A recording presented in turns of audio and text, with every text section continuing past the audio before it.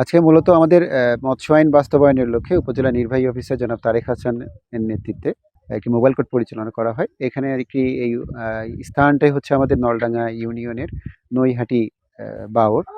পাশাপাশি একটি বিল রয়েছে। আপনারা জানেন যে বিগত কয়েকদিন প্রচুর পরিমাণে ভারী বর্ষণ হয়েছে। এতে করে মাছের যে ব্রিডিং এর উপযোগিতা বৃদ্ধি পেয়েছে। ফলশ্রুতিতে মাছগুলো বেশি ধরা পড়ে এই সময়টা। আমরা দেখেছি যে মানুষকে যে চায়না জাল ব্যবহারের একটা তৎপরতা বৃদ্ধি পেয়েছে এবং বা অবৈধ বাঁধ স্থাপনের বিষয়টাও আমাদের চোখে পড়ে। ফলে আমরা এই মোবাইল কোর্টটা পরিচালনা করেছি। এখানে আমরা ৬০ টি চায়না দুয়ারি জাল যেটা আমরা জব্দ করে আমরা জনসম্মুখে সেটা পুড়িয়েছি। পাশাপাশি আমরা চায়না জালে যে মাছগুলো তাজা মাছগুলো পেয়েছি সেটা আমরা অবমুক্ত করেছি। আর আমাদের চায়না জালের যেই মৃত মাছগুলো আমরা এটা এতিমখানাতে দিয়েছি। আর পাশে আমাদের যে এই জালগুলোর সাথে আপনারা জানেন যে এখানে লোহা থাকে। এই লোহাগুলো আমরা এতিমখানাতে দিয়ে দিয়েছি।